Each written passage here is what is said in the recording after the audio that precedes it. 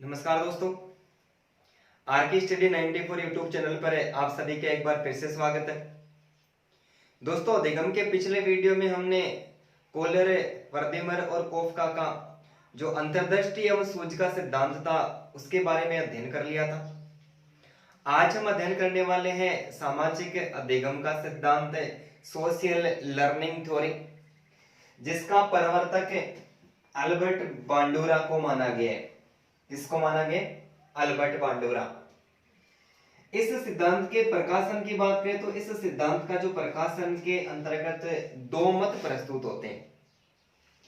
कुछ बुक ऐसी है जिनके अंतर्गत इस सिद्धांत का प्रकाशन 1986 स्वीकार किया गया, लेकिन एस के मंगल और सुब्रा मंगल, जिन्होंने संवेगात्मक बुद्धि लब्धि के अंतर्गत अपनी मापनी प्रस्तुत की, संवेगात्मक बुद्धि को मापने का कार्य किया, उनकी पुस्तक के अनुसार इस सिद्धांत का जो प्रकाशन है वो 1977 ईस्वी स्वीकार किया गया। ठीक है, 1977 ईस्वी। लेकिन आज तक की जो पीछे की एग्जाम्स लगी है उन एग्जाम्स की बात करें तो किस सिद्धांत का प्रकाशन किस वर्ष किया गया है, इसके संबंध में आज तक कोई ऐसा प्रश्न नहीं पूछा गया है। ठीक है, तो आज हम अध्ययन करने वाले हैं सामाजिक अधिगम का सिद्धांत, सोशल लर्निंग थ्योरी, जिसका प्रवर्तक अल्बर्ट बांडुरा को स्वीकार किया है। अल्बर्ट बांडुरा ने सामाजिक अधिगम का सिद्धांत वो प्रस्तुत किया। ठीक है, अल्बर्ट बांडुरा का मानना था कि बालक क्या करता है, बालक के समाज का जो समाज द्वारा मान्य व्यवहार को अपनाने, समाज द्वारा मान्य व्यवहार को अपनाने तथा अमान्य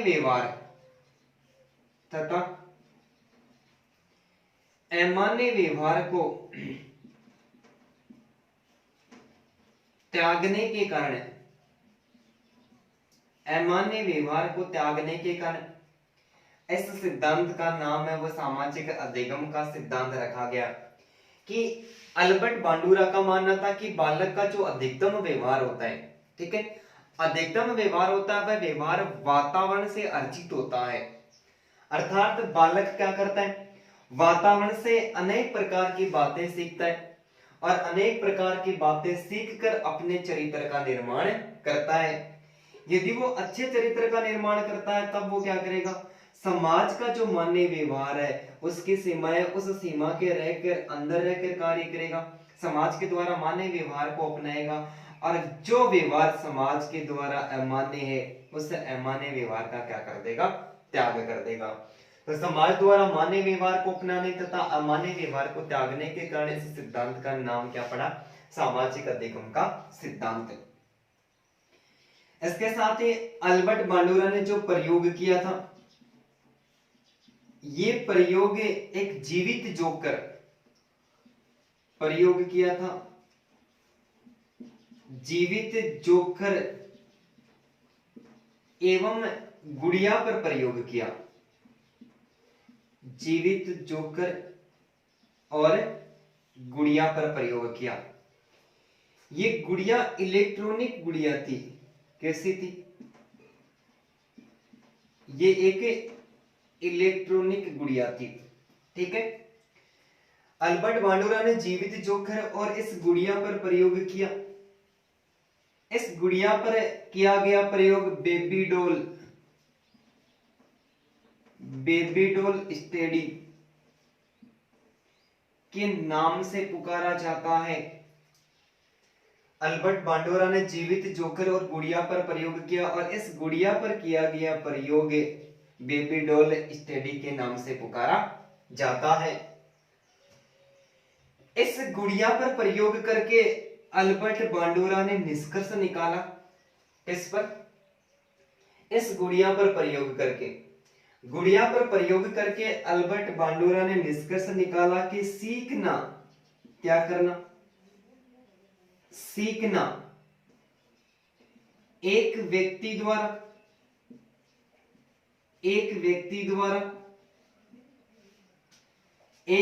द्वारा अन्य व्यक्ति एक व्यक्ति द्वारा अन्य व्यक्ति के व्यवहार का, अन्य व्यक्ति के व्यवहार का निरीक्षण कर, अन्य व्यक्ति के व्यवहार का निरीक्षण कर उनके व्यवहार को, उनके व्यवहार को अपने स्वभाव में, उनके व्यवहार को अपने स्वभाव में लाने की प्रक्रिया है, अपने स्वभाव में लाने की प्रक्रिया है। अर्थात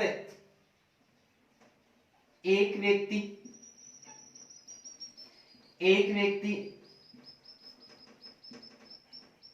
दूसरे व्यक्ति के व्यवहार का,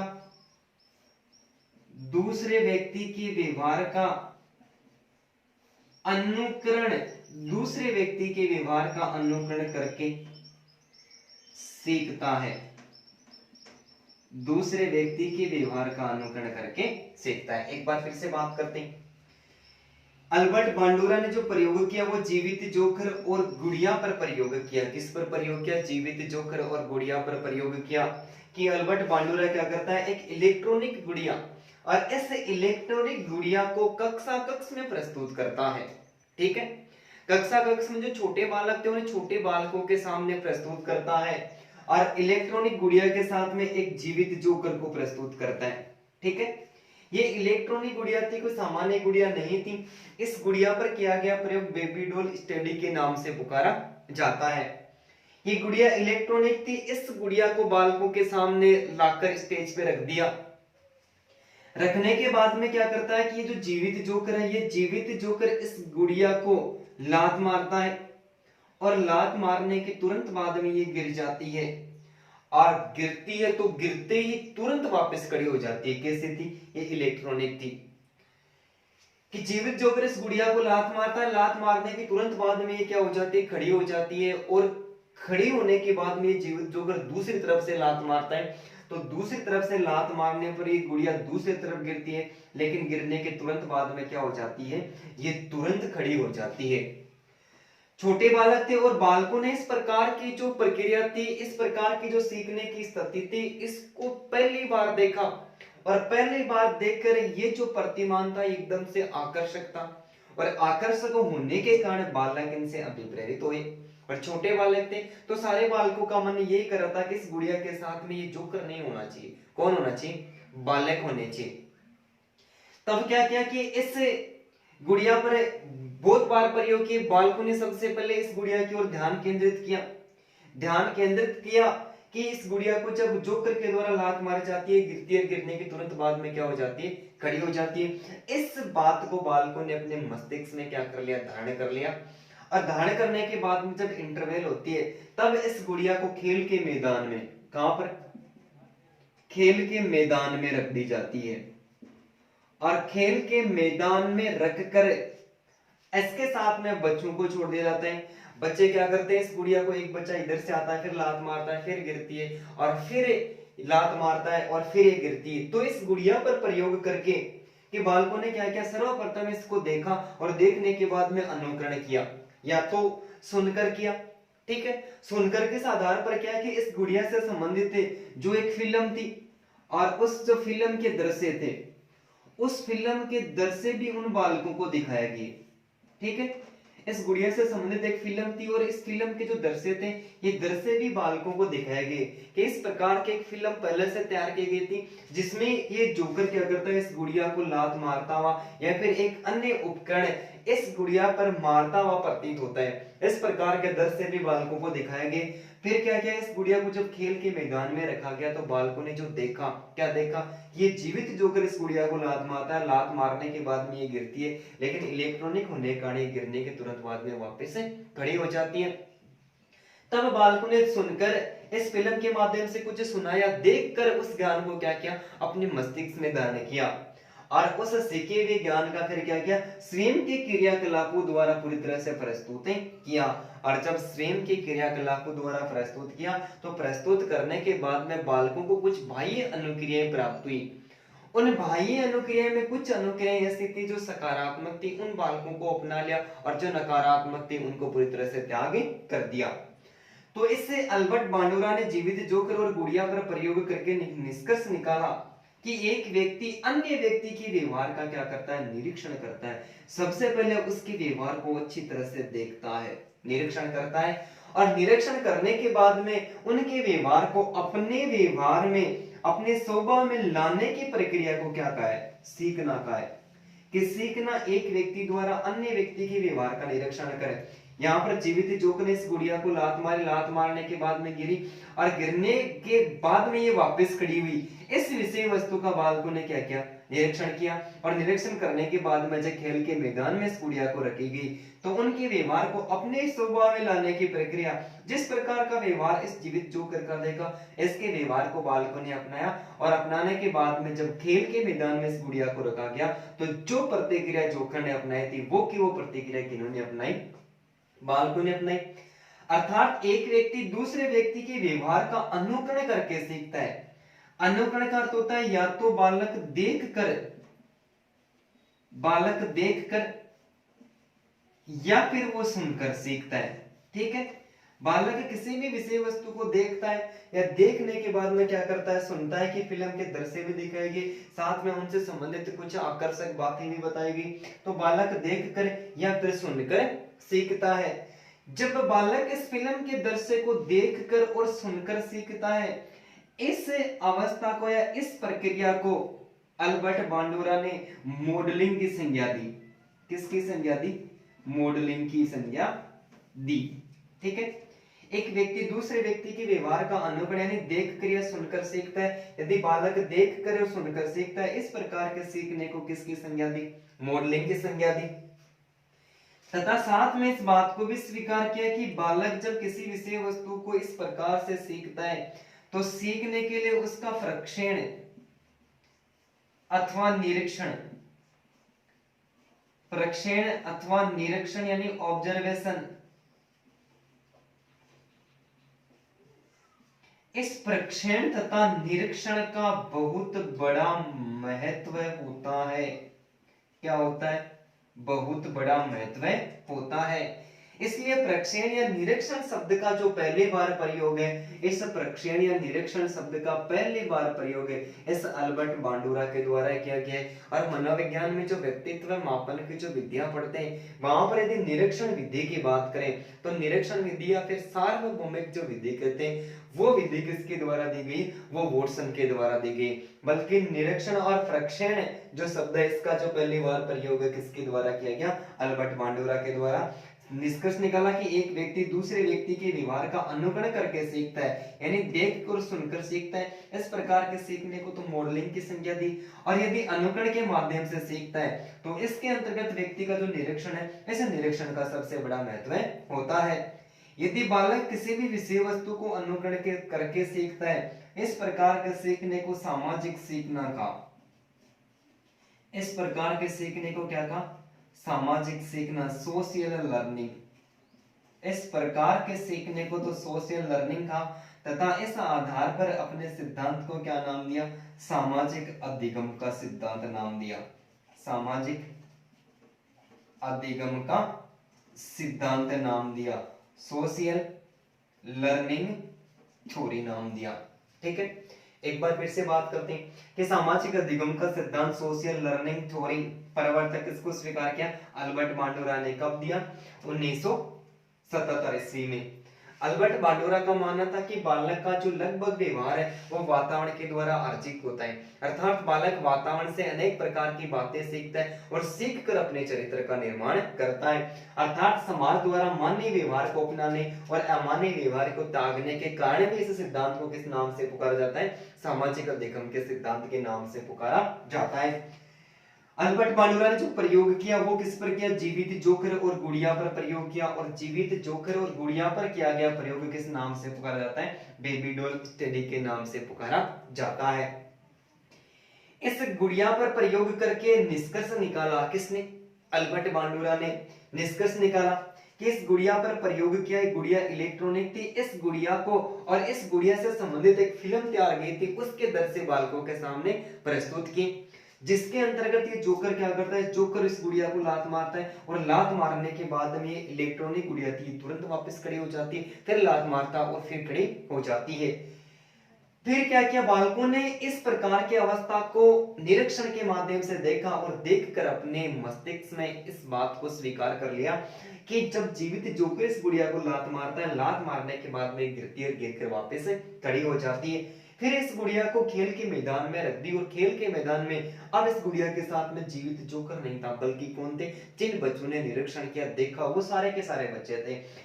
फिर उन बच्चों ने भी इस प्रकार की प्रतिक्रिया अपनाई कि सीखे हुए ज्ञान का जो ज्ञान अपने मस्तिष्क में धारण किया, उसको अपने क्रियाकलापों के माध्यम से व्यक्त किया कि जिस प्रकार के क्रियाकलाप इस जोकर ने अपनाए थे, वैसे के वैसे क्रियाकलाप इन्होंने अपनाए उन बालकों ने। कि बालक क्या करता है, एक बालक इधर से आता है, इस गुड़िया को लात मारता है, गिरती है, वापस खड़ी हो जाती है, दूसरा बालक उस तरफ से आता है और वो इस गुड़िया को लात मारता है, लात मारने के बाद में गिरती है और वापस खड़ी हो जाती है। तो इस आधार पर इस गुड़िया पर प्रयोग करके निष्कर्ष निकाला कि सीखना एक व्यक्ति द्वारा अन्य व्यक्तियों के व्यवहार का निरीक्षण कर उनके व्यवहार को अपने व्यवहार में लाने की प्रक्रिया।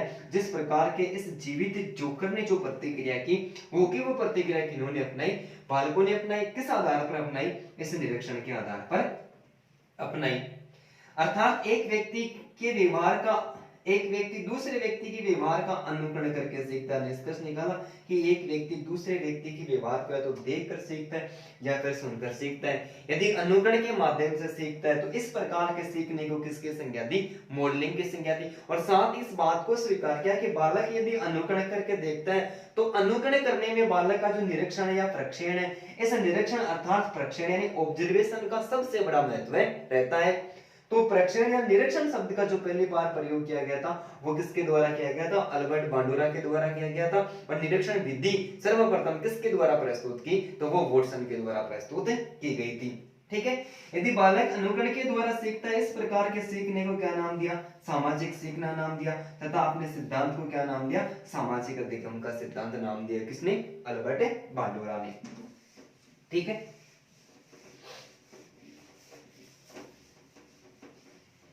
फिर इस अल्बर्ट बांडुरा ने स्वीकार किया कि सीखना यानी एक व्यक्ति का जो व्यवहार है, एक व्यक्ति का व्यवहार,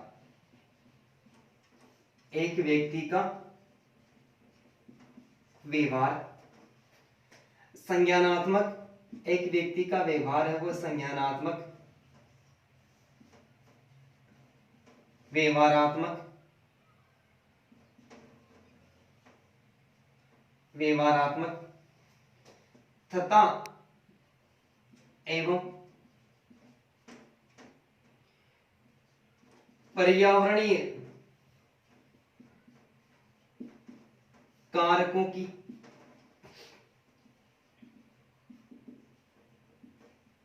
अंतःक्रिया का परिणाम है। पर्यावरणीय कारकों की अंतःक्रिया का परिणाम है कि एक व्यक्ति का जो व्यवहार है, ठीक है, ये एक व्यक्ति का व्यवहार संज्ञानात्मक, व्यवहारात्मक तथा पर्यावरणीय कारकों की अंतःक्रिया का परिणाम है। ठीक है, पर्यावरणीय कारकों की अंतःक्रिया का परिणाम है। पर्यावरण अर्थात यहां पर पर्यावरण को किसकी संज्ञा दी है, वातावरण की संज्ञा दी है। ठीक है, कि बालक क्या करता है, अपने ज्ञान संज्ञान यानी ज्ञान की संरचना या फिर निरीक्षण या प्रक्षेपण, निरीक्षण या प्रक्षेपण के माध्यम से जो पर्यावरणीय कारक है अर्थात जो बाह्य वातावरण के जितने प्रकार के घटक होते हैं जिनको बालक देखता है और देखने के बाद में स्वयं का जो व्यवहार होता है उस स्वयं के व्यवहार के माध्यम से क्या करता है, उनको वापस प्रस्तुत करता है या फिर स्वयं के व्यवहार के अंतर्गत उनको मिला लेता है। तो इस प्रकार के सीखने को स्वीकार किया कि एक व्यक्ति का व्यवहार संज्ञानात्मक, व्यवहारात्मक एवं पर्यावरणीय कारकों की अंतःक्रिया का क्या माना जाता है, परिणाम माना जाता है। अर्थात जो व्यक्ति की या फिर मानव क्रिया होती है, अर्थात व्यक्ति की क्रिया तीन कारकों से प्रभावित होती है, तीन कारकों से प्रभावित होती है।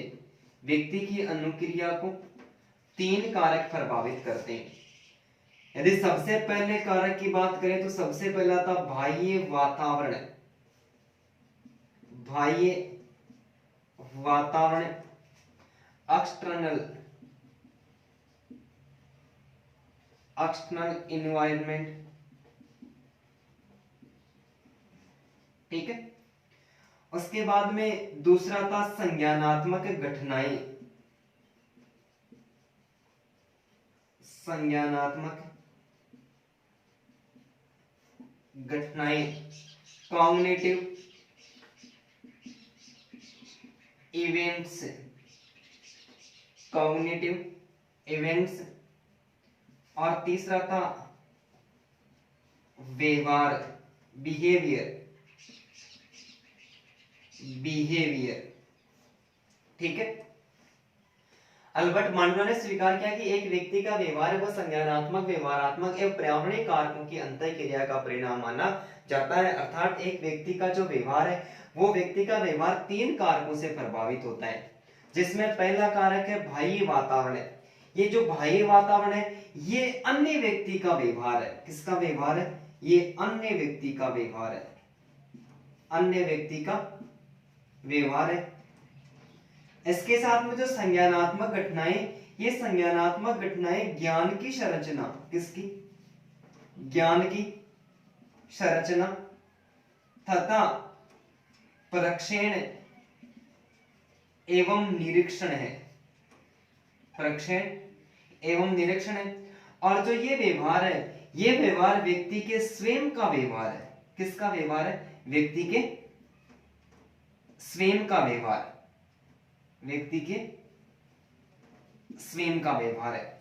कि जो बाह्य वातावरण है, ये बाह्य वातावरण अन्य व्यक्ति का व्यवहार है। संज्ञान या जो घटना है ये ज्ञान की संरचना या फिर प्रक्षेण या फिर निरीक्षण है। और जो व्यवहार है ये व्यक्ति का स्वयं का व्यवहार है। अर्थात ये स्थिति भी इस बात को स्वीकार करती है कि बालक क्या करता है? बालक वातावरण के अंतर्गत जो अन्य व्यक्ति का व्यवहार है, इस अन्य व्यक्ति के व्यवहार का सबसे पहले क्या करता है? अपने ज्ञान की संरचना के माध्यम से उसका निरीक्षण करता है और निरीक्षण करके क्या करता है? उसके व्यवहार को अपने व्यवहार में अपना लेता है, ठीक है।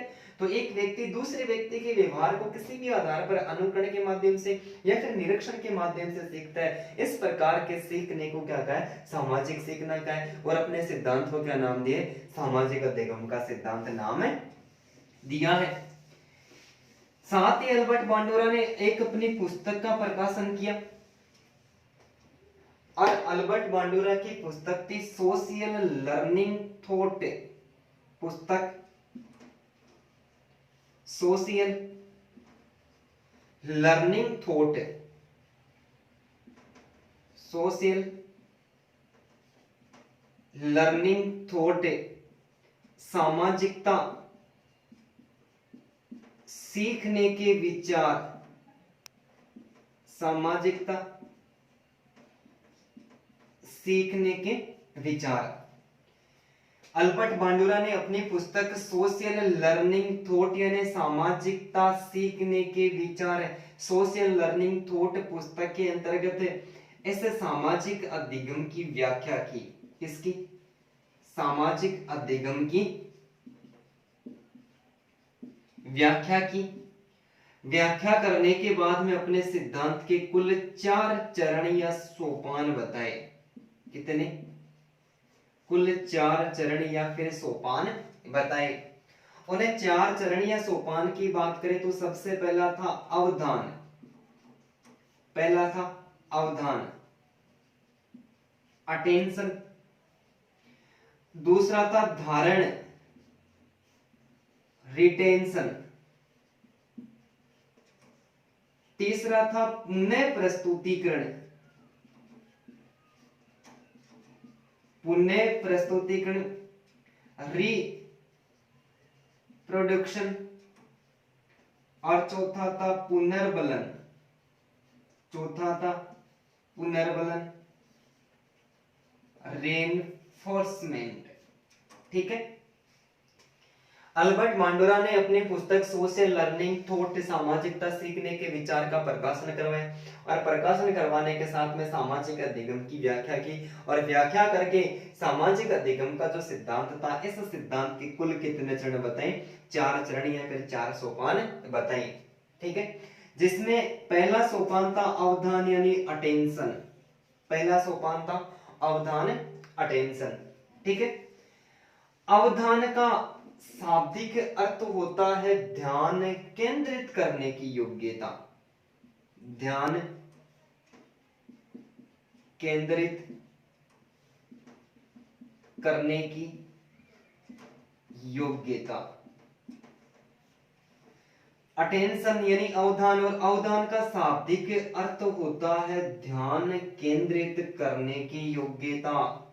अर्थात अल्बर्ट बांडुरा का मानना था कि किसी भी प्रकार का आदर्श, प्रतिमान, आदर्श या प्रतिमान या फिर विषय वस्तु, आदर्श, प्रतिमान या विषय वस्तु बालकों के सामने यदि प्रस्तुत की जाती है तो वो विषय वस्तु कैसी होनी चाहिए? वो एकदम से आकर्षक, सफल एवं लोकप्रिय होनी चाहिए। कैसी होनी चाहिए? आकर्षक, सफल एवं लोकप्रिय होनी चाहिए। यदि कोई भी आदर्श है, प्रतिमान है, विषय वस्तु है, यदि वो पूरी तरह से लोकप्रिय होगी, आकर्षक होगी, तो बालक क्या करेंगे? उस विषय वस्तु के प्रति ज्यादा से ज्यादा ध्यान केंद्रित करेंगे।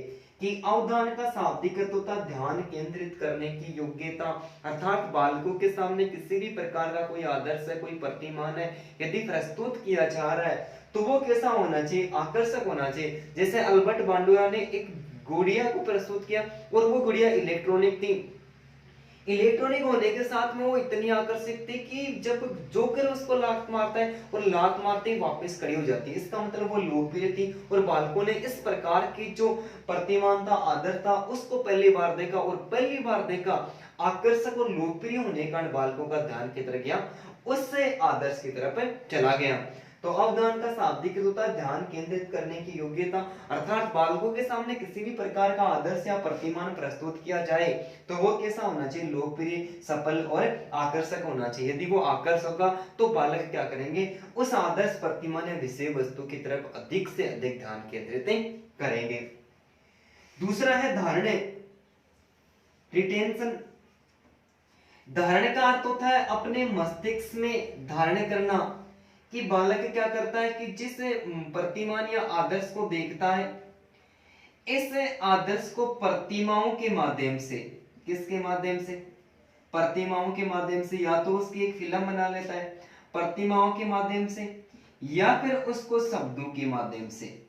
ठीक है, आदर्श, प्रतिमान जिसको भी वो ध्यान से देखता है उसको या तो प्रतिमाओं के माध्यम से या फिर शब्दों के माध्यम से, प्रतिमाओं के और शब्दों के माध्यम से अपने मस्तिष्क में क्या कर लेता है?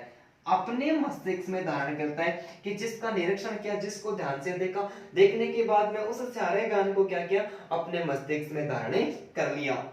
और धारण करने के बाद में उस ज्ञान का पुनः प्रस्तुतिकरण, तीसरे चरण में यदि बालकों को स्वयं को मौका दिया जाता है तो तीसरे चरण में क्या करता है कि बालक ने देखा, देखने के बाद में प्रतिमा में, फिल्म या फिर शब्दों के माध्यम से जिस विषय वस्तु, आदर्श के ज्ञान को अपने मस्तिष्क में धारण किया, उसको क्या करता है? स्वयं के क्रियाकलापों के द्वारा, ठीक है, स्वयं के क्रियाकलापों के द्वारा अपने व्यवहार में उसको अपना लेते हैं। कि जिस प्रकार से अल्बर्ट बांडुरा ने गुड़िया को प्रस्तुत किया, जोकर ने लात मारे, गिरने के बाद में उस विषय वस्तु को बालकों ने क्या किया? अपने मस्तिष्क में धारण कर लिया, और धारण करने के बाद में अब वहां पर जीवित जोकर को हटा दिया, केवल और केवल गुड़िया को रखा गया। और गुड़िया को खेल के मैदान में रखने के बाद में बालकों ने क्या किया? जो देखा कि जोकर लात मारता है, गुड़िया खड़ी हो जाती है, बालकों ने स्वयं के क्रियाकलाप अपनाए, और स्वयं के क्रियाकलाप अपनाने के बाद में एक बालक इधर से आता है, गुड़िया को लात मारता है, फिर खड़ी हो जाती है, दूसरा बालक आता है, फिर लात मारता है और फिर वो खड़ी हो जाती है। तो जब प्रतिमान आकर्षक होता है तो उसके आदर्श या प्रतिमान को व्यक्ति या बालक स्वयं की प्रतिमा और शब्दों के माध्यम से अपने मस्तिष्क में धारण कर लेता है, और धारण करने के बाद में तीसरे चरण में क्या करता है, स्वयं के क्रियाकलापों द्वारा उसका वापस प्रस्तुतिकरण करता है। और जब तीसरे चरण में वापस प्रस्तुतिकरण करता है तब बालक को बाह्य अनुक्रियाएं प्राप्त होती है। क्या होती है? बाह्य अनुक्रियाएं। बाह्य अनुक्रियाएं प्राप्त होती है। इन बाह्य अनुक्रिया में यदि कोई भी अनुक्रिया नकारात्मक है, क्या है? नकारात्मक है, तो ऐसी अनुक्रिया का बालक त्याग कर देता है। और इनमें यदि कोई क्रिया सकारात्मक है तो बालक क्या करता है? ऐसी अनुक्रिया को ग्रहण कर लेता है। अर्थात चौथे चरण में अधिगमकर्ता को पुनर्बलन यानी बाह्य पुनर्बलन की अर्थात बाह्य अनुक्रियाएं प्राप्त होती हैं। उनमें से यदि किसी भी प्रकार की अनुक्रिया सकारात्मक है तो बालक इस प्रकार की प्रवृत्ति को अपना लेता है, और नकारात्मक है तो इस प्रकार की प्रवृत्ति का त्याग कर देता है। अर्थात उसमें से ऐसी जो क्रियाएं होती है, ऐसी जो बातें होती है जो बालक के लिए ग्रहण करने योग्य होती है, अर्थात वो बालक यदि खेल के मैदान में सीखा तो वो भी एक वातावरणीय जो पर्यावरण है, वातावरण है अर्थात पर्यावरणीय, वो भी एक सामाजिक वातावरण है।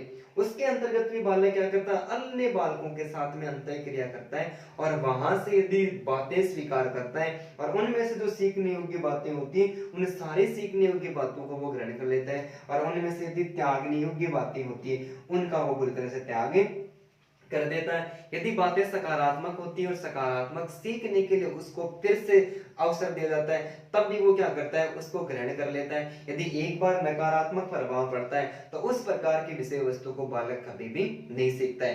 कि जैसे कि एक बालिका होती है और एक बालिका परिवार में जब शादी वगैरह होती है तो वो किसी अच्छे से गाने पर डांस करती है, ठीक है, 4-5 दिन पहले उसको सीखती है और सीखने के बाद में अच्छी परफॉर्मेंस देती है, लेकिन अच्छी परफॉर्मेंस देने के बाद में वो किसी बुजुर्ग महिला के पास में चली जाती है जिसको वर्तमान का जो डांस है वो बिल्कुल पसंद ही नहीं है, ठीक है। और वहां पर जाने के बाद में उस महिला से स्वीकृति लगी थी कि मैंने जो डांस किया था वो वास्तव में कैसा था, तो उसको वर्तमान का डांस पसंद ही नहीं, तो उसने उसको नकार दिया कि उछले घोड़ी सी।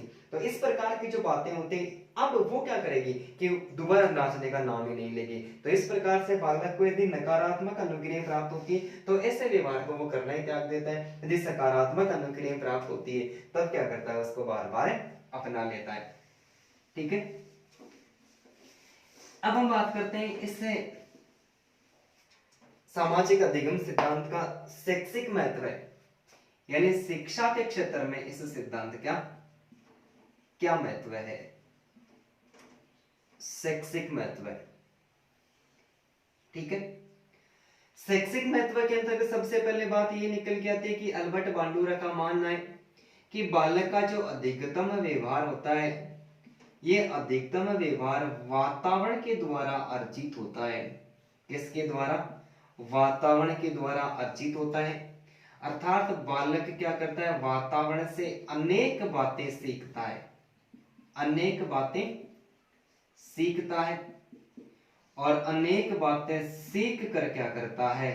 अपने चरित्र का निर्माण करता है, अपने चरित्र का निर्माण करता है। यदि वातावरण से अच्छी बातें करता है तो अपने अच्छे चरित्र का निर्माण करता है, और यदि अनुकरण सही या फिर गलत अनुकरण को अपना लेता है तो वो अपने गलत अनुकरण के माध्यम से उन अनुक्रियाओं को सीख लेता है। अर्थात सबसे पहला शैक्षिक महत्व स्वीकार किया कि बालक क्या करता है? वातावरण से अनेक प्रकार की बातें उनको यानी वातावरण से अनेक प्रकार के अनुक्रियाओं को अर्जित करता है या फिर अनेक बातें सीखकर अपने चरित्र का निर्माण करता है। इसके साथ में दूसरी बात को स्वीकार किया कि शिक्षक का दायित्व है। किसका दायित्व है? एक शिक्षक का दायित्व है कि शिक्षक यदि बालकों के सामने किसी भी प्रकार का आदर्श या फिर कोई प्रतिमान प्रस्तुत करता है तो वह आदर्श या प्रतिमान कैसा होना चाहिए? एकदम से आकर्षक होना चाहिए। यदि प्रतिमान या आदर्श आकर्षक होगा तो बालक अधिक से अधिक अधिगम करेंगे। क्या करेंगे? अधिक से अधिक अधिगम करेंगे, ठीक है।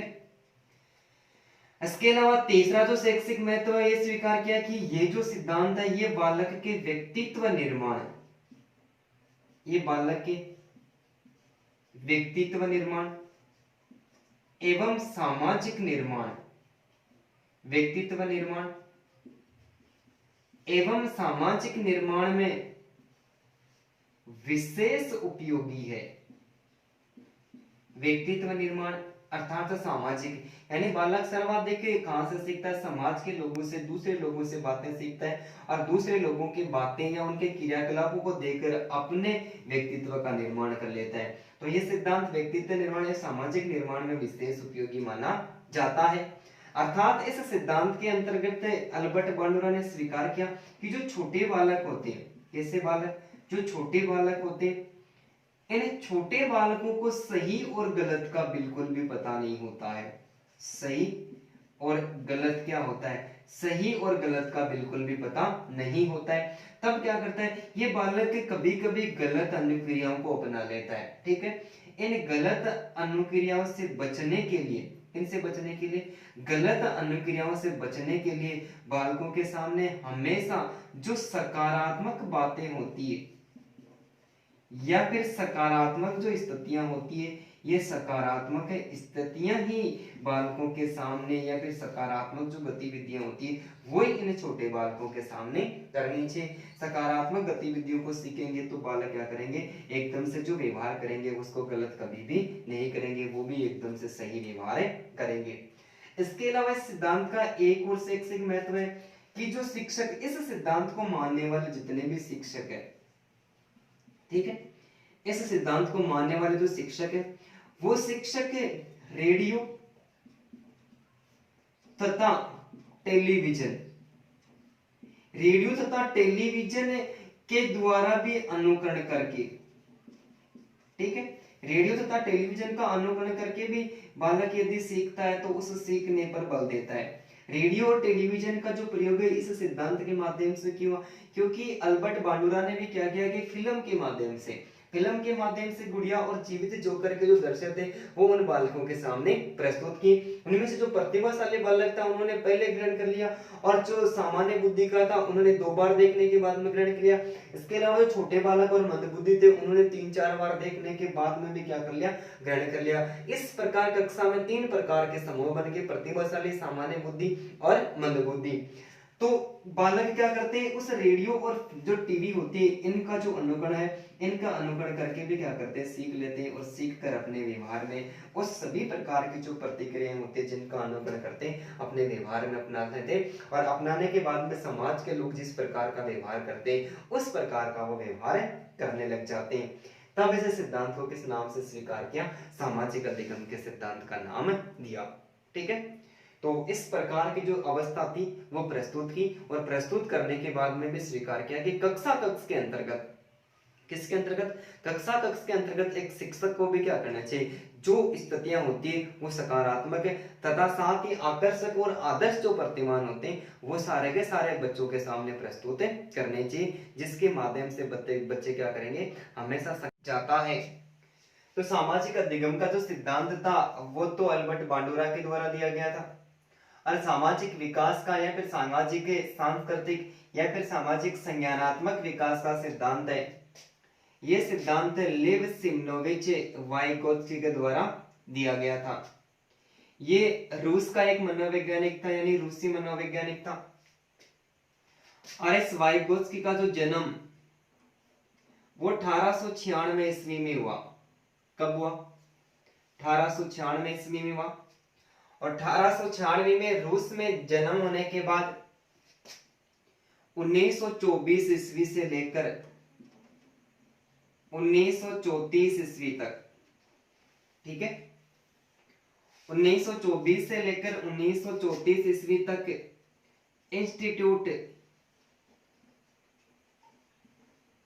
Institute of psychology, institute of psychology ये संस्था थी मॉस्को की। इंस्टीट्यूट ऑफ साइकोलॉजी मॉस्को की संस्था थी। इस संस्था के अंतर्गत अध्ययन किया।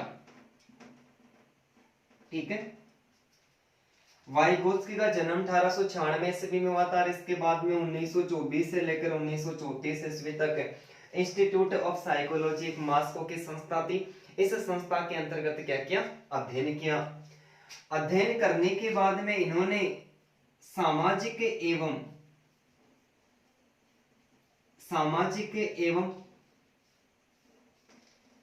संज्ञानात्मक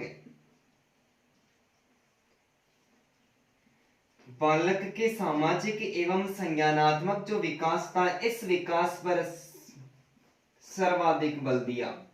बालक के सामाजिक एवं संज्ञानात्मक विकास पर बल दिया। यह प्रश्न फर्स्ट ग्रेड में पूछा भी गया था कि वाइगोत्स्की के जो सामाजिक अधिगम का सिद्धांत है, इस सिद्धांत के अंतर्गत किस स्थिति को स्वीकार किया गया, तो सामाजिक और संज्ञानात्मक विकास ये विकल्प में था और इसी को सही भी माना गया। सामाजिक एवं संज्ञानात्मक विकास के साथ में वाइगोत्स्की ने भाषा एवं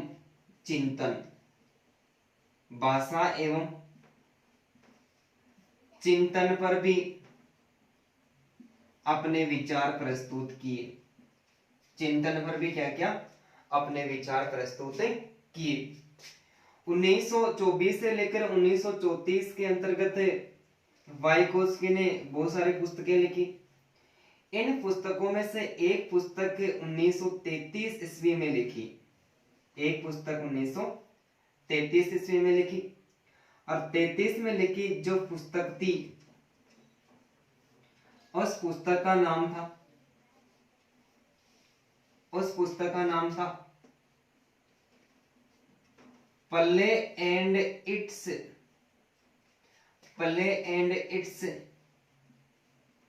रोल इन द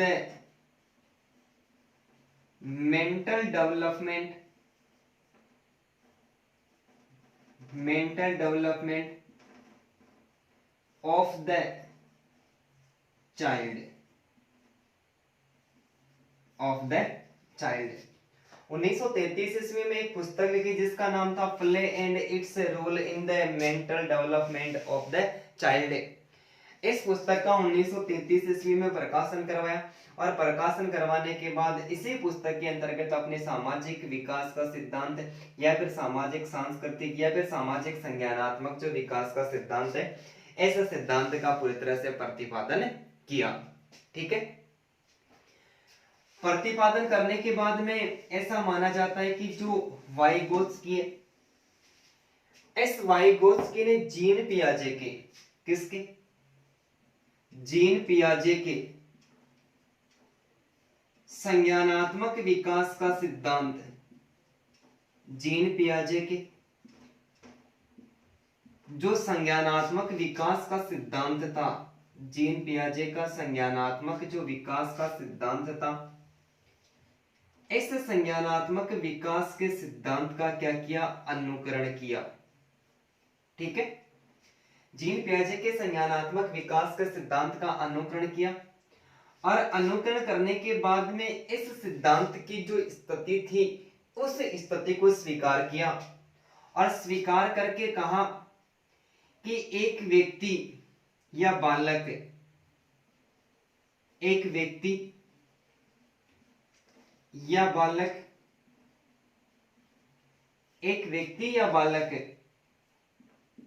ज्ञान की प्राप्ति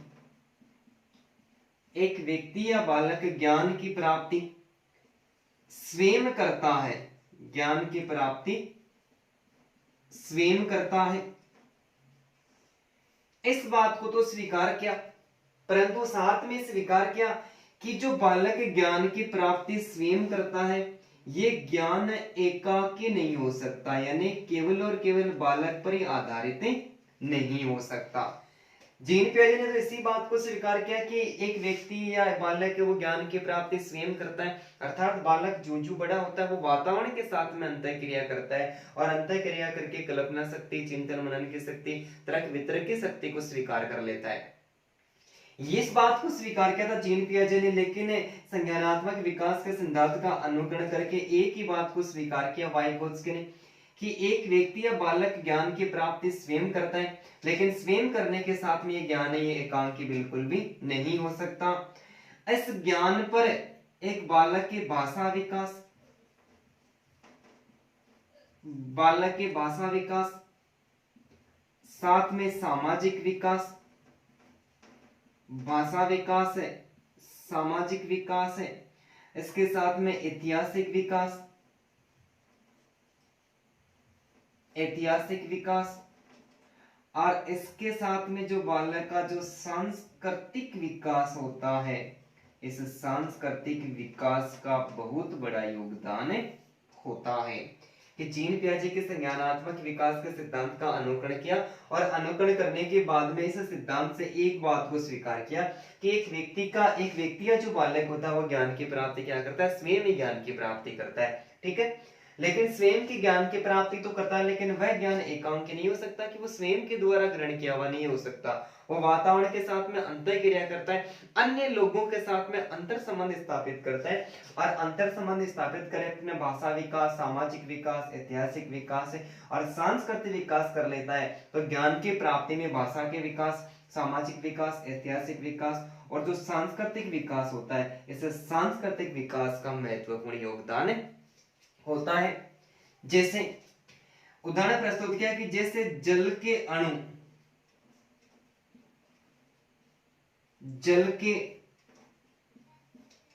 अणु का अध्ययन, जल के अणु का अध्ययन उसके भागों H एंड O, ठीक है, जल के अणु का अध्ययन उसके भागों के द्वारा नहीं किया जा सकता। जल के अणु का अध्ययन उसके भागों के द्वारा नहीं किया जा सकता। ठीक उसी प्रकार एक व्यक्ति का अध्ययन, ठीक उसी प्रकार एक व्यक्ति का अध्ययन, इस व्यक्ति का अध्ययन इस वातावरण से, व्यक्ति का अध्ययन व्यक्ति को वातावरण से पृथक यानी अलग करके बिल्कुल भी नहीं किया जा सकता। भाषा का विकास है, सामाजिक विकास है, ऐतिहासिक विकास है और सांस्कृतिक विकास है, सारा का सारा विकास बालक का कहां पर होता है, वातावरण में होता है। अतः इन्होंने स्वीकार किया कि जल के अणु का अध्ययन है वो उसके भागों के द्वारा नहीं किया जा सकता। ठीक उसी प्रकार एक व्यक्ति का अध्ययन है उस व्यक्ति को वातावरण से अलग करके बिल्कुल भी नहीं किया जा सकता, क्योंकि बालक का जो भाषा विकास, सामाजिक विकास, ऐतिहासिक और सांस्कृतिक विकास होता है ये किसके अंतर्गत होता है, उस वातावरण के अंतर्गत होता है। तो सबसे पहले उस व्यक्ति का अध्ययन करने के लिए उसके सामाजिक विकास है अर्थात उसका जो वातावरण है उस वातावरण का क्या करना पड़ेगा, अध्ययन करना पड़ेगा, और अध्ययन करने के बाद में उस व्यक्ति का आसानी के साथ में अध्ययन किया जा सकता है। तो एक बार फिर से बात करते हैं कि वाइगोत्स्की ने जीन पियाजे के संज्ञानात्मक जो विकास का सिद्धांत है इस विकास के सिद्धांत का अनुकरण किया और अनुकरण करके एक बात को स्वीकार किया कि एक व्यक्ति या बालक जो ज्ञान की प्राप्ति है वो कैसे करता है, वो ज्ञान की प्राप्ति स्वयं करता है। ठीक है, स्वयं करने के साथ में इस बात को भी स्वीकार किया कि एक बालक का जो विकास है वो एकांकी बिल्कुल भी नहीं हो सकता, कि बालक ज्ञान की प्राप्ति स्वयं तो करता है लेकिन वो स्वयं ही अंतः क्रिया नहीं कर सकता। अंतः क्रिया करने के लिए उनको दूसरे व्यक्तियों के पास में अंतर संबंध बनाना पड़ेगा, अर्थात जो ज्ञान है वो एकांकी नहीं हो सकता। इस ज्ञान के अंतर्गत भाषा विकास, सामाजिक विकास, ऐतिहासिक विकास और जो सांस्कृतिक विकास होता है इसका महत्वपूर्ण योगदान होता है। अर्थात एक उदाहरण प्रस्तुत किया कि जिस प्रकार जल के अणु का जो अध्ययन है वो उसके भागों के द्वारा नहीं किया जा सकता, तो ठीक उसी प्रकार एक व्यक्ति का जो अध्ययन है वो उसको वातावरण से पृथक करके बिल्कुल भी नहीं किया जा सकता। ठीक है, फिर इस सिद्धांत की अवधारणा को आगे बढ़ाया और आगे बढ़ाने के बाद में कमिंस एवं फेगिन, कमिंस एवं फेगिन, कमिंस एवं फेगिन ने भी इस वाइगोत्स्की का सहयोग किया और सहयोग करके इन दोनों ने एक परिभाषा दी, परिभाषा दी कि अधिगम, अधिगम, अधिगम एक मानसिक क्रिया, अधिगम एक मानसिक क्रिया एवं परिस्थिति का क्रम है, परिस्थिति का क्रम है जो शिक्षार्थी को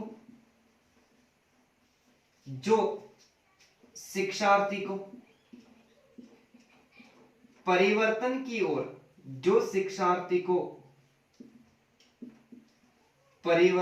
ओर अग्रसर करता है। ठीक है, कमिंस एवं फेगिन ने भी इस वाइगोत्स्की के सिद्धांत का समर्थन किया। समर्थन करने के बाद में इन्होंने क्या किया, अपने विचार प्रस्तुत किए और एक परिभाषा दी कि अधिगम एक मानसिक एवं परिस्थितियों का क्रम है। किसका? मानसिक क्रिया और परिस्थिति को स्वीकार किया। परिस्थिति यानी वातावरण, यानी अधिगम मानसिक प्रक्रिया तो है ही है, साथ में अंतः क्रिया कहां पर करता है? व्यक्ति वातावरण के अंतर्गत करता है। तो अधिगम एक मानसिक प्रक्रिया एवं परिस्थिति का क्रम है जो शिक्षार्थी को क्या करता है? परिवर्तन की ओर अग्रसर करता है। कि मानसिक क्रिया के माध्यम से बालक वातावरण के साथ में अंतः क्रिया करता है और अंतः क्रिया करने के बाद में वो कुछ न कुछ सीखता है और सीख कर अपने व्यवहार में परिवर्तन कर लेता है। इसके साथ में जो ये क्रम है, इस क्रम को भी व्यवस्थित किया कि परिस्थिति का क्रम है, ये क्रम किस आधार पर चलता है कि प्राणी किस प्रकार से सीखता है। सीखने के लिए सबसे पहले क्या होती है? सबसे पहले उसको किसी न किसी विषय वस्तु की आवश्यकता होती है। तो इन्होंने सीखने के 4 घटक स्वीकार किए। आवश्यकता के साथ में समस्या के साथ में अनुक्रिया और अनुक्रिया के बाद में संतुष्टि।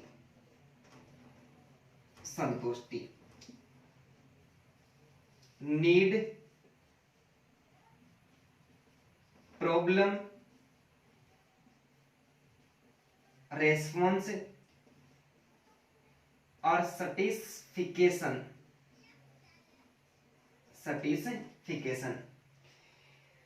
कमेंस एवं फेगिन ने वाइगोत्स्की के सिद्धांत का समर्थन किया। समर्थन करके एक परिभाषा दी कि अधिगम एक मानसिक क्रिया एवं परिस्थिति का क्रम है जिसके अंतर्गत शिक्षार्थी यानी शिक्षा प्राप्त करने वाला जो बालक या व्यक्ति है वो परिवर्तन की ओर अग्रसर होता है। यानी बालक के मानसिक क्रिया के माध्यम से वातावरण के साथ में अंतः क्रिया करता है और अंतः क्रिया करके वातावरण से कुछ न कुछ सीखता है और सीख कर अपने व्यवहार में परिवर्तन कर लेता है। ये जो घटक है, सीखने के 4 घटक बताए कि सबसे पहले क्या होती है? सीखने के लिए आवश्यकता होती है। किसी भी विषय वस्तु की आवश्यकता होती है तो प्राणी सीखेगा, यदि आवश्यकता नहीं होती है तो बिल्कुल भी नहीं सीखेगा। जब वो सीखने के लिए तैयार होता है तो उसके सामने कुछ समस्याएं आती है, लेकिन वो समस्याओं से घबराता नहीं, धीरे धीरे उन समस्याओं को पार कर लेता है और पार करने के लिए क्या करता है? उस विषय वस्तु को या फिर उस लक्ष्य को प्राप्त करने के लिए अनुक्रिया करता है और अनुक्रिया करने के बाद में यदि उस बालक के व्यवहार में परिवर्तन हो जाता है तो उसको किसकी प्राप्ति होती है? संतुष्टि की प्राप्ति होती है। तो ये सीखने के 4 घटक आवश्यकता, समस्या, अनुक्रिया और संतुष्टि, ये किन के द्वारा बताए गए? ये कमिंस और फेगिन के द्वारा बताया गया। ठीक है, इसके अलावा जो कुपुस्वामी है, इस कुपुस्वामी ने भी क्या किया? इस वाइगोत्स्की के सिद्धांत का समर्थन किया। किसने?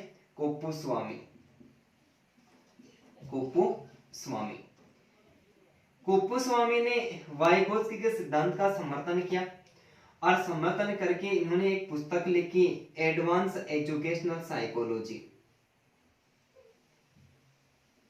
एडवांस एजुकेशनल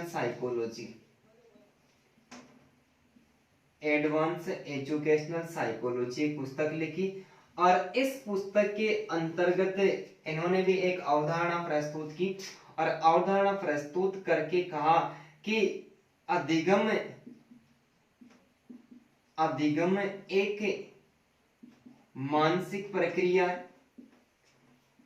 अधिगम एक मानसिक प्रक्रिया है और इस मानसिक प्रक्रिया के कुल कितने घटक होते हैं? 4 घटक होते हैं। ये 4 घटक के अंतर्गत भी जो पीछे फर्स्ट ग्रेड की एग्जाम लगी थी उस एग्जाम में वाइगोत्स्की के अनुसार, वाइगोत्स्की के सिद्धांत के अनुसार जो मानसिक प्रक्रिया के 4 घटक कुपुस्वामी ने स्वीकार किए थे उनका क्रम आगे पीछे देके प्रश्न पूछा गया था।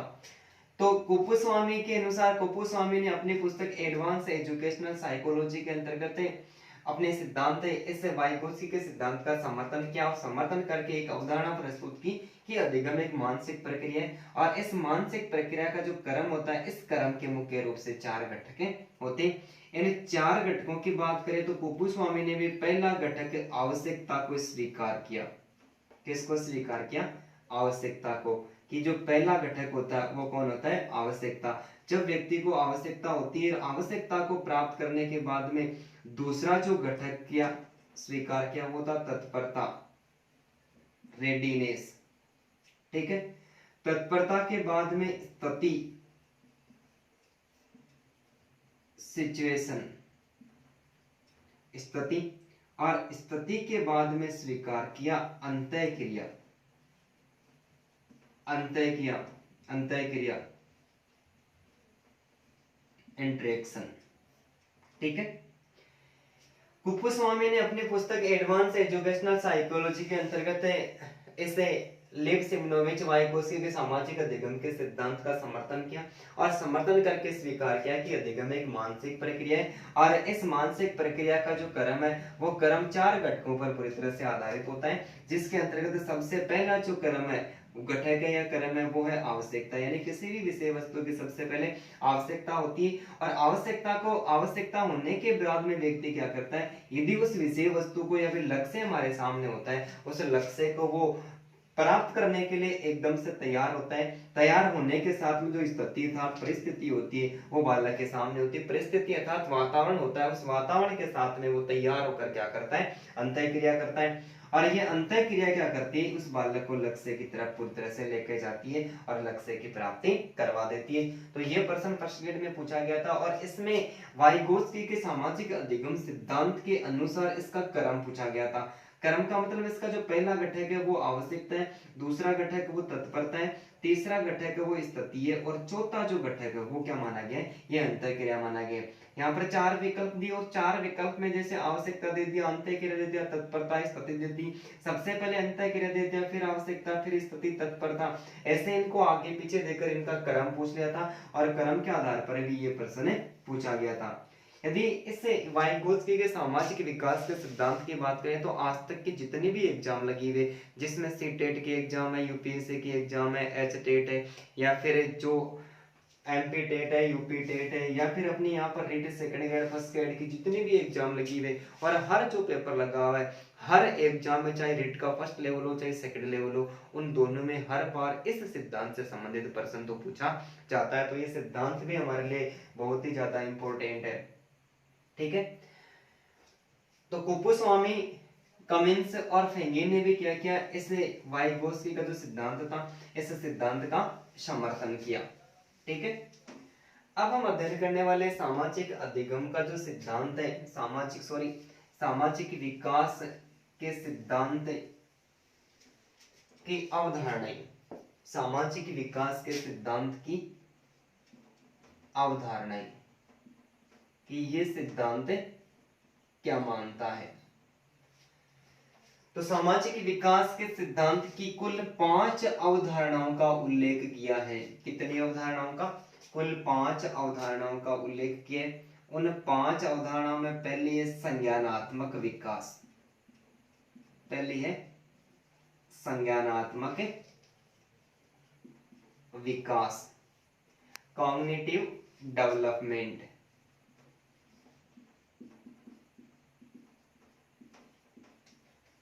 Cognitive development. ठीक है, सामाजिक विकास के सिद्धांत की अवधारणा और कुल वाइगोत्स्की ने कुल 5 अवधारणाओं का उल्लेख किया, जिसमें पहली है संज्ञानात्मक विकास। ठीक है, संज्ञानात्मक विकास, कॉग्निटिव डेवलपमेंट। वाइगोत्स्की का मानना है कि एक बालक का जो संज्ञानात्मक विकास है, बालक का संज्ञानात्मक विकास है, इस संज्ञानात्मक विकास में भाषा, संज्ञानात्मक विकास में भाषा प्रमुख साधन है। संज्ञानात्मक विकास में ज्ञान की संरचना के अंतर्गत ये जो भाषा होती है ये भाषा प्रमुख साधन होती है। अर्थात संज्ञानात्मक विकास के अंतर्गत ये भाषा है, ये संज्ञानात्मक विकास का महत्वपूर्ण औजार माना जाता है। क्या माना जाता है? महत्वपूर्ण औजार माना जाता है। कि वाइगोत्स्की ने सामाजिक विकास के सिद्धांत की 5 अवधारणाओं का उल्लेख किया, जिसमें पहले है संज्ञानात्मक विकास, कॉग्निटिव डेवलपमेंट। संज्ञानात्मक विकास के सिद्धांत में वाइगोत्स्की का मानना है कि बालक के संज्ञानात्मक विकास में भाषा प्रमुख साधन है। अर्थात ये भाषा होती है, ये भाषा संज्ञानात्मक विकास का औजार मानी जाती है। अर्थात बालक आरंभिक अवस्था से ही, अर्थात बालक आरंभिक अवस्था से ही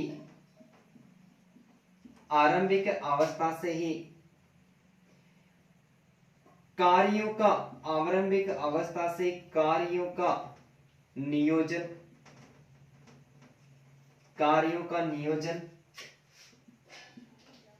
एवं समस्या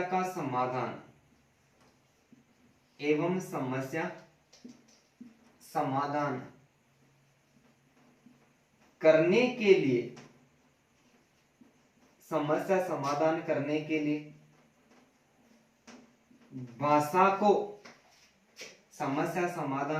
के लिए भाषा को औजार के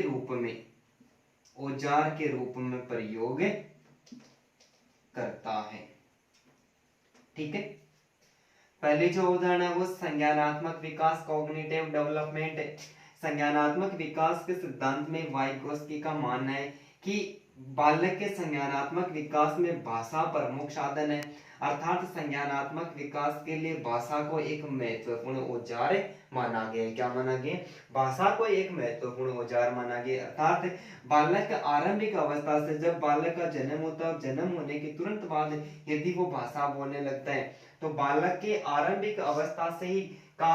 आरंभिक अवस्था से कार्यों का नियोजन, यानी अपने जितने प्रकार के कार्य करते हैं उन कार्यों की व्यवस्था एवं कोई भी समस्या आती है उस समस्या का समाधान करने के लिए भाषा को किस रूप में प्रयुक्त करता है? भाषा को औजार के रूप में प्रयुक्त करता है। जैसे एक छोटा सा बालक है, और एक छोटा सा बालक जब अपना आरंभिक अवस्था के अंतर्गत भाषा को कैसे यूज करता है? कि भाषा को एक औजार के रूप में, कि जब बालक छोटा होता है वो सार्थक शब्दों को पूरी तरह से नहीं बोल पाता है, तब को क्या बोलता है? वो कोई भी एक एक शब्द, जैसे माँ है, जे है, पा है, ए है और दा है, इस प्रकार के शब्दों को बोलता है। वो समझता है कि ये जो माँ है, ये कुल्हाड़ी है, ये चमचा है, ये चाकू है, ये औजार है। यानी भाषा के शब्दों का क्या करता है कि वो इस प्रकार से प्रयोग करता है, और एक एक शब्द बोल के क्या करता है? वो अपने ज्ञान का विकास कर लेता है, और ज्ञान का विकास पूर्णतः हो जाता है। तब अंत में क्या करता है? उस बालक की जो कल्पना शक्ति है, चिंतन मनन की शक्ति है, तर्क वितर्क की शक्ति है,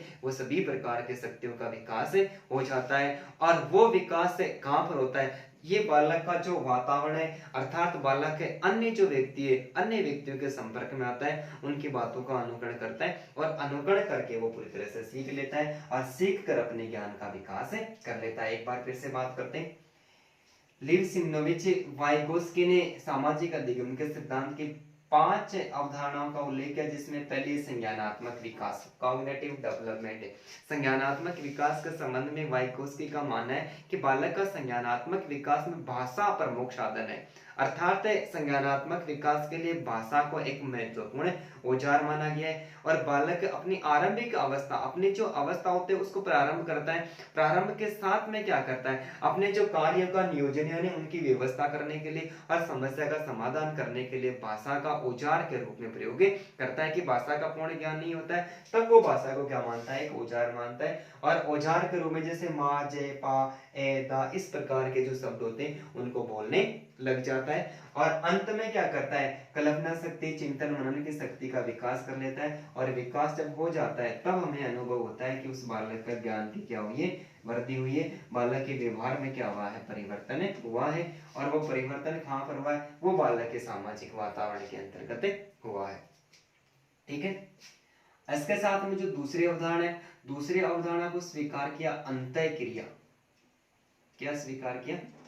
अंतः क्रिया, इंटरेक्शन।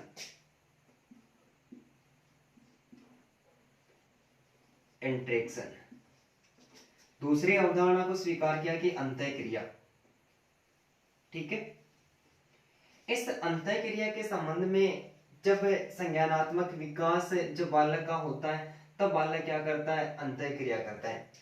तो लिव सिमनोविच वाइगोस्की का मानना था कि बालक का जो संज्ञानात्मक विकास है, ये संज्ञानात्मक विकास है सामाजिक अंतःक्रिया। ठीक है, ये संज्ञानात्मक विकास इस सामाजिक अंतःक्रिया पर पूरी तरह से आधारित होता है। और सामाजिक अंतःक्रिया के अंतर्गत एक बालक की जो सोच है, एक बालक की सोच है, और सोच के साथ में उस बालक का जो व्यवहार है, सोच एवं व्यवहार, ये अंतःक्रिया क्या करती है, इस बालक का सोच और जो व्यवहार है, इस व्यवहार में निरंतर परिवर्तन करती रहती है। क्या करती है, निरंतर परिवर्तन करती रहती है। इस बात को किसने स्वीकार किया, वाइगोस्की। वाइगोस्की के सिद्धांत की जो दूसरी अवधारणा वो अंतःक्रिया यानी इंट्रेक्शन। अंतःक्रिया के संबंध में वाइगोस्की का मानना है कि बालक का जो संज्ञानात्मक विकास है, इस संज्ञानात्मक विकास में सामाजिक अंतःक्रिया का बहुत बड़ा योगदान है। और ये सामाजिक अंतःक्रिया, बालक समाज के साथ में अंतःक्रिया करता है, कभी किसी के संपर्क में जाता है, कभी किसी बालक या किसी व्यक्ति के संपर्क में जाता है। तो ये अंतःक्रिया क्या करती है, हर किसी व्यक्ति के पास में जाता है तो वहां पर जाने के बाद में सामाजिक अंतःक्रिया बालक के सोच और व्यवहार है, इस सोच और व्यवहार में क्या करती रहती है, निरंतर परिवर्तन करती रहती है। अर्थात अंतःक्रिया, इस अंतःक्रिया के माध्यम से क्या करता है, अंतःक्रिया के माध्यम से व्यक्ति भी क्या करता है, अपने व्यवहार में पूरी तरह से परिवर्तन कर लेता है। अर्थात जो अंतःक्रिया है, ये अंतःक्रिया व्यक्ति के व्यवहार में, या अंतःक्रिया होती है, ये अंतःक्रिया स्वतः ही अभिप्रेरणा उत्पन्न करती है। ये जो अंतःक्रिया होती है, ये अंतःक्रिया क्या करती है, स्वतः यानी अपने आप ही, बालक को कोई दूसरा व्यक्ति सिखाता नहीं है, वो तो केवल और केवल वातावरण को, सामाजिक वातावरण उसको देखता है और देखने के बाद में स्वयं में सीखता रहता है। तो ये अंतःक्रिया क्या करती है, ये अंतःक्रिया स्वतः अभिप्रेरणा करती है और स्वतः अभिप्रेरणा प्रदान करती है और बालक को सिखाने के लिए पूरी तरह से प्रेरित करती है, बालक को सिखाने के लिए प्रेरित करती है। ठीक है, जैसे जैसे एक उदाहरण की बात करें तो एक बालक, ये बालक और ये बालक किसी अन्य व्यक्ति को देखता है। क्या करता है, ये बालक किसी अन्य व्यक्ति को देखता है। ठीक है, ये बालक देख रहा है किसी अन्य व्यक्ति को, ये किसी अन्य व्यक्ति को देख रहा है, ये व्यक्ति साइकिल लिए हुए है, इस व्यक्ति के पास में क्या है, साइकिल है। ठीक है, ये जो बालक है, ये बालक किसी साइकिल लिए हुए व्यक्ति को देखता है। ठीक है, देखने के बाद में अपनी जो संज्ञान है, ठीक है, साइकिल लिए हुए व्यक्ति को देखता है और देखने के बाद में ये क्या करता है, अपने संज्ञान या फिर ज्ञान के माध्यम से देखता है कि इस व्यक्ति ने इस साइकिल को कैसे पकड़ रखी है। ठीक है, साइकिल को कैसे पकड़ रखी है, यानी साइकिल को पकड़ना, साथ में इस साइकिल का जो स्वरूप है वो, साथ में ये व्यक्ति उस साइकिल को किस प्रकार से चलाना है, उसे चलाने की जो प्रक्रिया है। ठीक है, और इसके बाद में ये व्यक्ति इस साइकिल का किस आधार पर या किस प्रकार से स्टैंड लगाता है, ये सभी प्रकार की क्रियाओं को देखता है। इसके माध्यम से, संज्ञान के माध्यम से इस व्यक्ति के साथ में ये अंतःक्रिया करता है। ये व्यक्ति, एक बालक जब साइकिल लिए हुए व्यक्ति को देखता है तो संज्ञान के माध्यम से स्वीकार करता है कि इस व्यक्ति ने साइकिल को कैसे पकड़ रखी है, इस साइकिल का स्वरूप कैसा है, छोटी है बड़ी है, ये किस प्रकार से चला रहा है, किस प्रकार से पैर हिला रहा है, किस प्रकार से ये पायडल दे रहा है, और इस साइकिल को खड़ी करने का जो स्टैंड है, ये तरीका भी कैसा है। इस प्रकार की प्रक्रिया को वो देखता है और देखने के बाद में क्या करता है कि देखता है, और देखकर जब वो साइकिल चलाना है तो साइकिल चलाना वो आसानी से सीख जाता है। क्यों? क्योंकि इन्होंने क्या किया, अंतःक्रिया की, वातावरण के साथ में, अन्य व्यक्ति के साथ में अंतर संबंध स्थापित की और अंतःक्रिया करने के बाद में अपने ज्ञान के माध्यम से जो देखा, देखने के बाद में उससे स्वतः प्रेरणा प्राप्त हुई उत्पन्न हुई, और उत्पन्न होने के बाद में इस प्रेरणा ने क्या कर दिया, जब उस बालक ने साइकिल को सीखना चाहा तो ये ज्ञान जो प्राप्त किया था, इस प्राप्त ज्ञान ने इस बालक को साइकिल चलाना आसानी के साथ में सिखा दिया। एक बार फिर से बात करते हैं, वाइगोत्स्की का जो दूसरी उदाहरण है वो अंतःक्रिया इंटरेक्शन।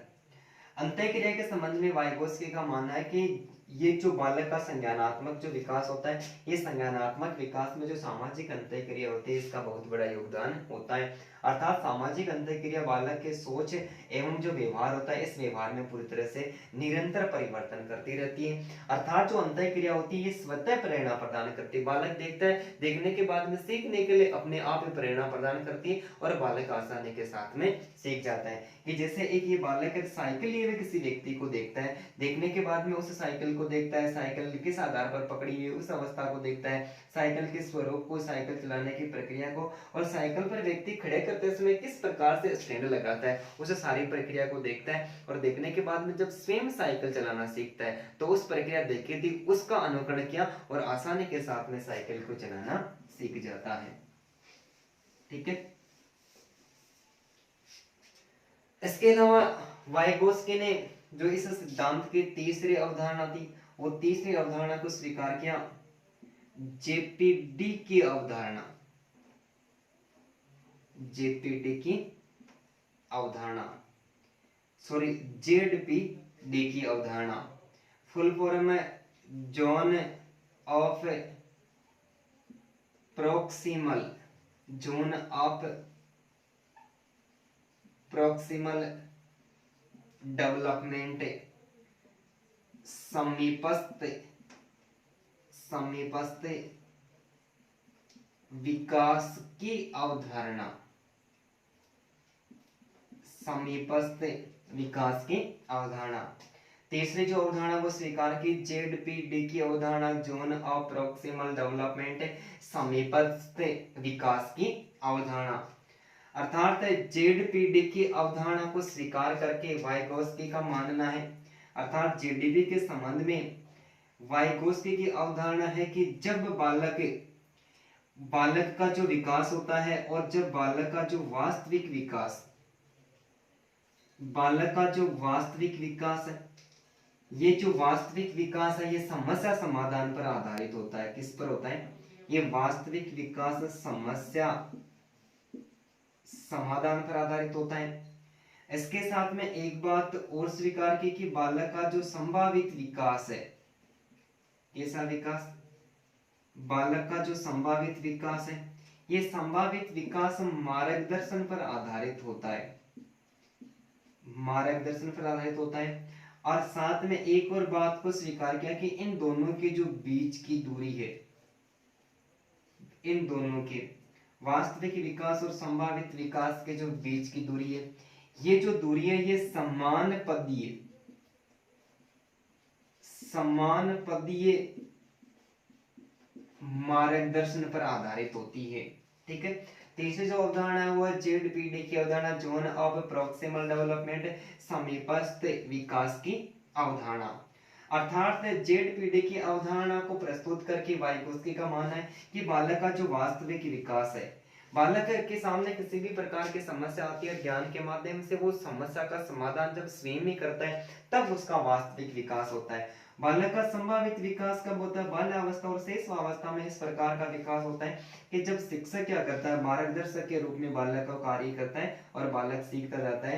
इन दोनों के वास्तविक विकास और संभावित विकास के बीच की दूरी है समान पदीय मार्गदर्शन। यानी एक जिस प्रकार की अवस्था बताई जाती है उसके समान बालक को कोई दूसरी बात बताई जाती है, तीसरी बात बताई जाती है और अनेक सारी बातें बताकर बालक का मार्गदर्शन किया जाता है।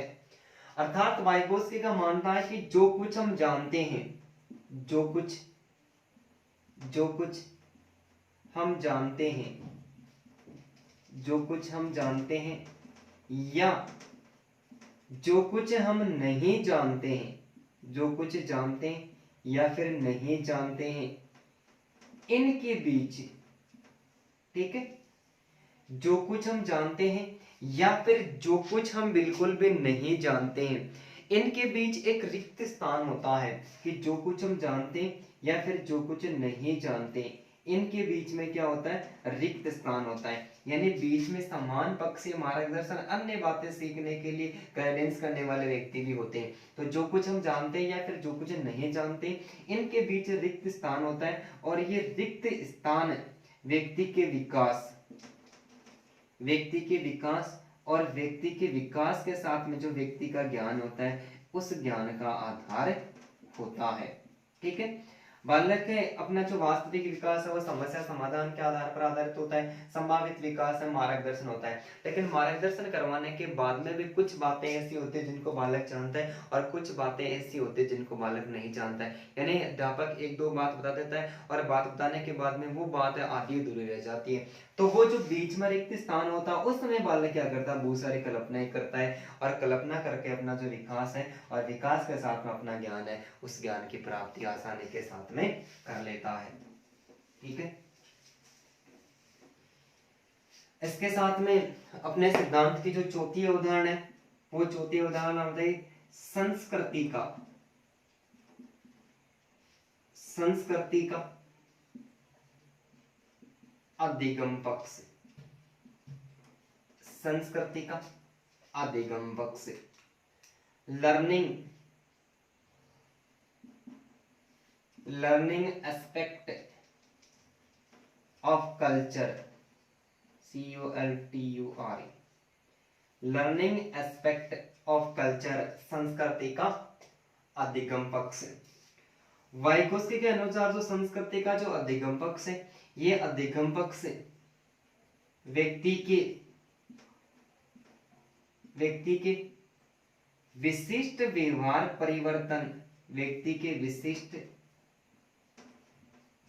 परिवर्तन, एवं व्यक्ति के कार्य परिवर्तन को प्रदर्शित करता है। कि संस्कृति भी क्या करती है, संस्कृति भी यार संस्कार होते हैं, वो माता पिता जो गुरुजनों से मिलते हैं, ये संस्कृति क्या है, ये संस्कृति भी क्या करती है, एक बालक के व्यवहार में पूरी तरह से परिवर्तन करती है। तो संस्कृति का अधिगम का पक्ष है, इसके संबंध में वाइगोत्स्की का मानना है कि ये व्यक्ति के विशिष्ट व्यवहार एवं कार्य का जो परिवर्तन है, इस परिवर्तन को प्रदर्शित करने का काम किसका है, इस संस्कृति का काम है। कैसे कि जैसे कि जिस प्रकार एक जो बालक है, उस बालक के माता पिता भगवान के भजन करें, ईश्वर के भजन में पूरी तरह से लीन है, तो अपने माता पिता को भजन की भक्ति में लीन देखकर ये बालक भी क्या करता है, उस भगवान की भक्ति के, भगवान के प्रति अपनी आराधना करने लग जाता है, मौन धारण करने लग जाता है। अर्थात माता पिता को जिस अवस्था में देखता है, उसी प्रकार के जो अनुक्रिया जो भक्ति है वो उस भगवान की करने लग जाता है। इसका मतलब ये जो अवस्था थी, ये अधिगम पक्ष था। ये अधिगम पक्ष कहां से प्राप्त किया, अपनी जो संस्कृति थी, इस संस्कृति के आधार पर प्राप्त किया। इसके साथ में इसका जो पांचवा संस्करण है, वो है अधिगम की भिन्नता। अधिगम का भिन्नता स्तर, पांचवी जो अवधारणा है वो है अधिगम का भिन्नता स्तर। डिफरेंट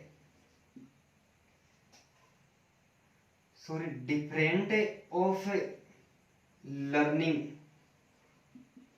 या फिर डिफरेंस ऑफ लर्निंग लेवल, अधिगम का भिन्नता सिद्धांत है। ठीक है, ये जो अधिगम का भिन्नता सिद्धांत है, ये अधिगम का भिन्नता सिद्धांत जेडपीडी पर आधारित होता है। किस पर आधारित होता है, जेडपीडी पर आधारित होता है। क्योंकि ये जेडपीडी होता है, ये समीपस्थ जो विकास की अवधारणा होती है, ये क्या करती है, व्यक्ति को किसी भी प्रकार का कार्य, उस कार्य को करने के प्रति आकर्षित करती है। व्यक्ति कोई कार्य करे, उस कार्य के प्रति क्या करती है, आकर्षित करती है, और बालक को नवीन परिस्थितियां सिखाने के लिए प्रेरित करती है। लेकिन सीखने के लिए बालक जो अधिगम करता है, उस अधिगम करने वाले बालकों में भी भिन्नता पाई जाती है। कैसे पाई जाती है कि कुछ बालक ऐसे होते हैं जो बालक पूर्व ज्ञान, ठीक है, पूर्व ज्ञान और पूर्व ज्ञान के साथ में जो नवीन ज्ञान है, जो बालक पूर्व ज्ञान और नवीन ज्ञान के साथ में संबंध स्थापित कर लेते हैं, पूर्व ज्ञान और नवीन ज्ञान के साथ में संबंध स्थापित कर लेते हैं। ये जो ऐसे बालक होते हैं ये सामान्य बालकों से अधिक अधिगम की भिन्नता में अधिक होते हैं। सामान्य बालकों से श्रेणी से ये ऊपर की श्रेणी में होते हैं। अर्थात जो बालक पूर्व ज्ञान और नवीन ज्ञान के बीच में संबंध स्थापित नहीं कर पाते वो इन सामान्य बालकों से अधिगम प्राप्त करने में कम यानी पीछे रह जाते हैं। अधिगम की भिन्नता, तो वाइगोत्स्की का मानना था कि अधिगम की भिन्नता ये जेड पीढ़ी पर आधारित होती है। अर्थात ये जेड पीढ़ी क्या करती है, बालक को किसी भी प्रकार का कार्य करने के लिए आकर्षित करती है जिसके आधार पर बालक किसी नवीन विषय वस्तु को सीखता है।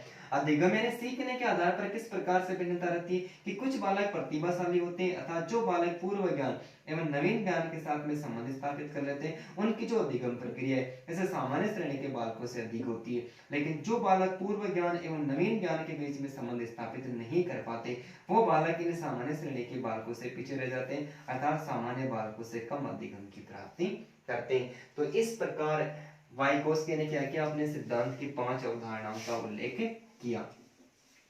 अब हम बात करते हैं इस सिद्धांत की विशेषता क्या है और इस सिद्धांत का जो शैक्षिक महत्व है वो शैक्षिक महत्व क्या है।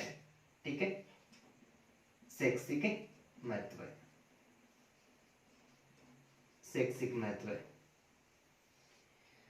शैक्षिक महत्व के संबंध में इस सिद्धांत की पहली मान्यता है, ये सिद्धांत मानना है कि सीखना है, ये सीखना सार्वभौमिक प्रक्रिया है। सीखना कैसी प्रक्रिया है, सार्वभौमिक प्रक्रिया है।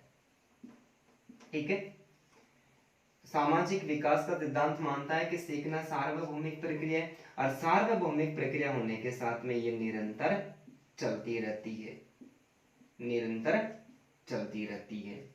ठीक है, इसके साथ में इस सिद्धांत का जो दूसरा शैक्षिक महत्व है, ये सीटेट की जो एग्जाम लगी उस लेवल सेकंड में ये प्रश्न पूछा भी गया था।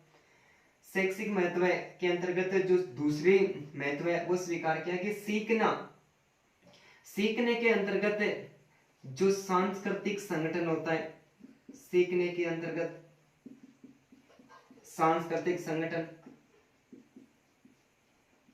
सामाजिक संस्थाएं, सांस्कृतिक संगठन, सामाजिक संस्थाएं, इसके साथ में जो विद्यालय, विद्यालय के साथ में परिवार, परिवार के साथ में जो मीडिया और मीडिया के आस पड़ोस का जो वातावरण होता है ना, ये आस पड़ोस का वातावरण भी सीखने में महत्वपूर्ण भूमिका निभाता है। कि सीखने के लिए सांस्कृतिक संगठन है, सामाजिक संस्थाएं, विद्यालय, परिवार, मीडिया और आस पड़ोस का वातावरण होता है। ये बालक जब सीखता है, सामाजिक विकास के आधार पर सीखता है तो सीखने में महत्वपूर्ण भूमिका निभाता है।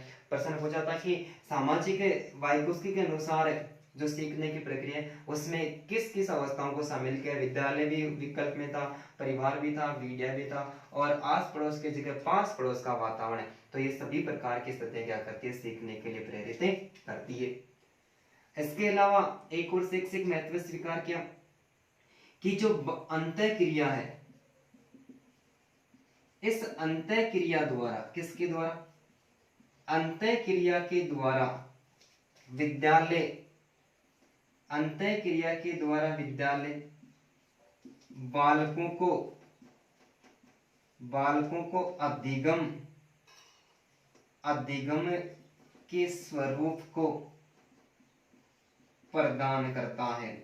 कि अंतः क्रिया के द्वारा विद्यालय क्या करता है, विद्यालय बालकों को अधिगम का जो स्वरूप है, अधिगम जो प्रक्रिया है उस अधिगम की प्रक्रिया के स्वरूप को क्या करता है, प्रदान करता है। कि जिस प्रकार से एक बालक क्या करता है, एक बालक गुरुजनों माता पिता को देखता है और देखने के बाद में उनसे जो बातें सीखता है और सीखने के वहां पर अंतः क्रिया करके अपने चरित्र का निर्माण कर लेता है। इसके साथ में एक और शैक्षिक महत्व है कि ये सिद्धांत मानता है कि इस सिद्धांत के अनुसार जो सीखना है, क्या है, सीखना है, ये सीखना एक दूसरे व्यक्ति द्वारा अनुकरण पर आधारित होता है। एक दूसरे व्यक्ति द्वारा अनुकरण पर आधारित होता है। कि एक दूसरे व्यक्ति क्या करता है, व्यक्ति आपस में एक दूसरे का अनुकरण करता है और अनुकरण करके बाद में अंतः क्रिया करके वो कुछ न कुछ सीख लेता है। और इसके साथ में एक और शैक्षिक महत्व को स्वीकार किया, ये सिद्धांत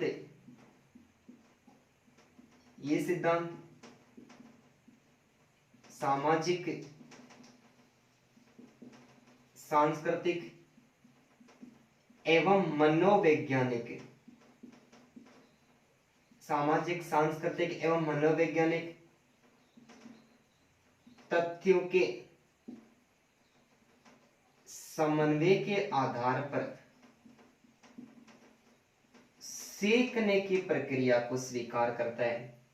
कि जो सामाजिक अधिगम का सिद्धांत का एक और शैक्षिक महत्व है कि यह सिद्धांत सामाजिक सांस्कृतिक और मनोवैज्ञानिक तत्वों का आपस में क्या होता है, समन्वय होता है। यानी सामाजिक और सांस्कृतिक व्यक्ति समाज में और अपनी संस्कृति के आधार पर जो मनोवैज्ञानिक पहलू होता है, इन्हें सामाजिक सांस्कृतिक और मनोवैज्ञानिक पहलू का आपस में समन्वय करता है और समन्वय करने के बाद में सीखता है और सीख कर अपने ज्ञान की प्राप्ति कर लेता है। तो ये सिद्धांत है, ये सिद्धांत हमारे लिए बहुत ही इंपॉर्टेंट है कि आज तक की जितने भी पहले के एग्जाम लगी हुए उन एग्जाम्स की बात करें तो हर एग्जाम में 1% तो इस सिद्धांत से बिल्कुल पूछा गया। और रिट की बात करें तो रिट सेकंड ग्रेड और फर्स्ट ग्रेड हर किसी भी एग्जाम में इस सिद्धांत से बहुत सारे प्रश्न पूछे गए। जो पीछे सीटेट की एग्जाम लगी थी उसका लेवल फर्स्ट और लेवल सेकंड प्रश्न था, उन दोनों जो पेपर थे, प्रश्न पत्र थे सॉरी, उन दोनों प्रश्न पत्रों में 3-3 प्रश्न इस सिद्धांत से पूछे गए थे। मैंने बहुत अच्छी तरह से पढ़ाने और समझाने की कोशिश की कि इस प्रकार की जो अवस्था है आपको किसी दूसरी अन्य गाइड में लिखी हुई नहीं मिलेगी और नहीं इस प्रकार से उस गाइड में समझाया हुआ मिलेगा। तो धन्यवाद दोस्तों। आपने अभी तक हमारे चैनल को सब्सक्राइब नहीं किया तो सबसे पहले सब्सक्राइब करें, साथ ही बेल आइकन बटन को दबाएं, लाइक करें और ज़्यादा से ज़्यादा शेयर करें और फिर किसी प्रकार की कोई कमी रहती है तो आप कमेंट जरूर करें। धन्यवाद।